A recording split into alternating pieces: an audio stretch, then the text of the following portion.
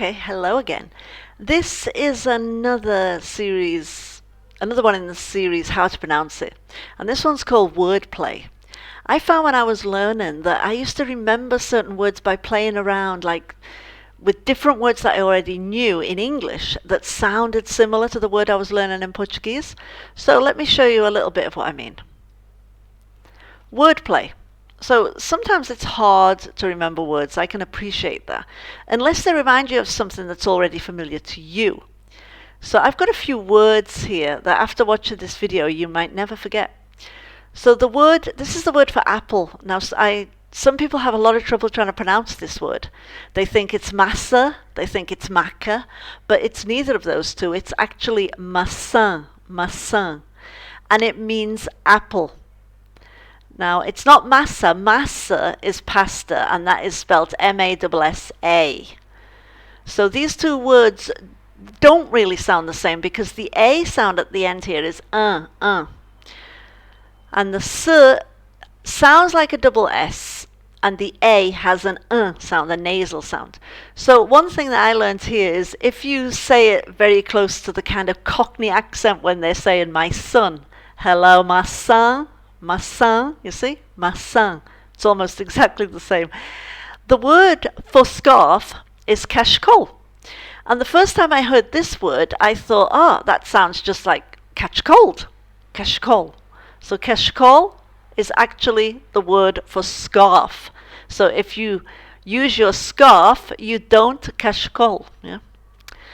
Komboyu, this is one of my favorites. I used to say to people that this was an Welsh train, but apparently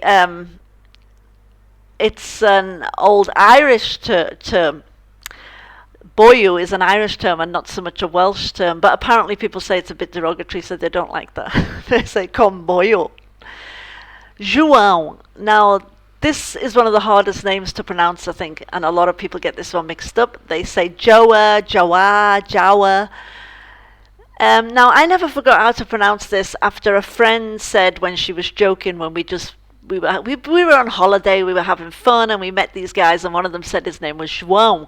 And my friend said to him, João a drink. So, João a drink. It kind of stuck with me. I never ever forgot how to pronounce the name João. A que horas, a que horas. Now, the Portuguese tend to mash their words together. And this is quite normal. We do it in English too. But they do tend to have certain clusters where certain common words will be said together. So, a que horas, at what time? Now, this reminded me of a very popular drink from the past called que hora. Remember, we all adore que hora. So, I kind of just, a que horas. So, I used que hora like the drink. A que horas vão a Lisboa. A que horas abre o cinema.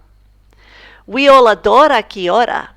Now, that's nice because we also learn adora there, which is to adore in Portuguese. Adores.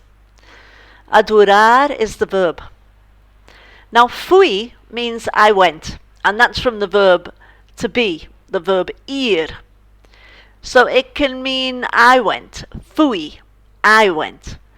It sounds different to foi. Foi is he, she, you went, você. Ele foi, ela foi. It's slightly different. It's eu fui, eu fui. Now, I remembered an old cartoon from many years ago called Hong Kong Fui, and I never forgot Fui. Fui just stuck with me from day one. Now, this was a recent one that a student of mine kind of thought when we were having a lesson. Rachar means to split. And when I was giving this lesson, a student mentioned the rasher of bacon, like split bacon, cracked bacon. So rachar is to crack or to split. The word for cake is bolo. Now, I used to think of making a cake, fazer bolo. To make a cake, you need to mix it in a bowl. So I used to think of bolo, bowl, like a mixing bowl, and I never forgot the word for cake.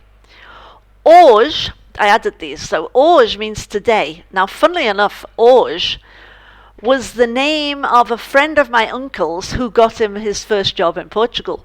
So I never ever forgot that word either, hoje. Chamo-me. Chamo-me actually means I call myself. So this made me think of the Sound of Music. Me, a name I call myself. Eu chamo-me.